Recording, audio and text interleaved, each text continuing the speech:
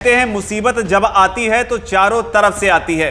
Congress party का चुनावों में जो प्रदर्शन था उसकी खस्ता हालत क्या कम थी कि राहुल गांधी के खिलाफ उनके खिलाफ जो फैसला आया सूरत कोर्ट से वो एक झटका लगा। इसके बाद एक और झटका लगा कि संसद से उनकी लोकसभा से सदस्यता चली गई। लेकिन सदस्यता जाने के बाद भी मुसीबतें कम होती नजर नहीं आ रही हैं। अब जो लेटेस्ट अपडेट आ रही है उसके मुताबिक राहुल गांधी की सदस्यता जाने के बाद में कांग्रेस का जो निर्माणाधीन दफ्तर है दिल्ली में दीनदयाल उपाध्याय मार्ग के पास में, अब उस पर बुलडोजर की कार्रवाई हुई है। जी हां, इसकी तस्वीरें भी सामने आई हैं। अब ये बुलडोजर की कार्रवाई क्यों हुई है वो भी आपको बताते हैं, लेकिन पहले पूरी खबर बताते हैं। दरअसल ये कार्रवाई पीडब्ल्यूडी के बुलडोजर ने की है और यहां पर अतिक्रमण को तोड़ा गया है। हालांकि इस बीच जब पूछा गया कि आखिर ये कार्रवाई क्यों हो रही है तो बताया गया कि जो डेमोलिशन का जो ये ड्राइव चल रही है इसके पीछे की एक वजह यह है कि दफ्तर की जो सीढ़ियां बनी हुई थी वो अतिक्रमण कर बनाई गई थी।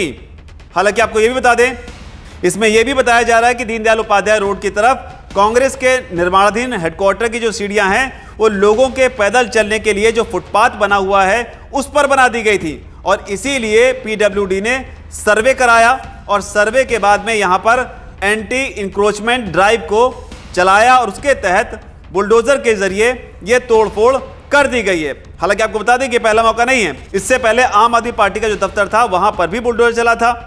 आम आदमी पार्टी का जो दफ्तर है वो भी दीनदयाल उपाध्याय मार्ग पर ही है।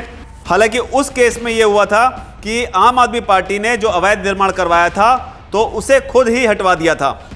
लेकिन यह भी दिलचस्प है कि आम आदमी पार्टी और कांग्रेस का जो नया दफ्तर है वो साथ साथ ही बना हुआ है। लेकिन फिलहाल कांग्रेस पार्टी के दफ्तर पर यह कार्रवाई हुई है। ये कार्रवाई ऐसे वक्त में हुई है जब राहुल गांधी की वजह से पूरी कांग्रेस पार्टी निश्चित तौर पर टेंशन में होगी।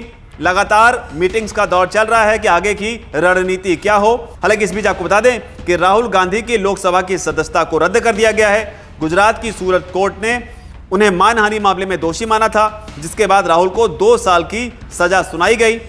30 दिन के लिए हालांकि उन्हें बेल भी दी गई ताकि वो अपील कर सके और इसके बाद में संसद से उनकी सदस्यता चली गई।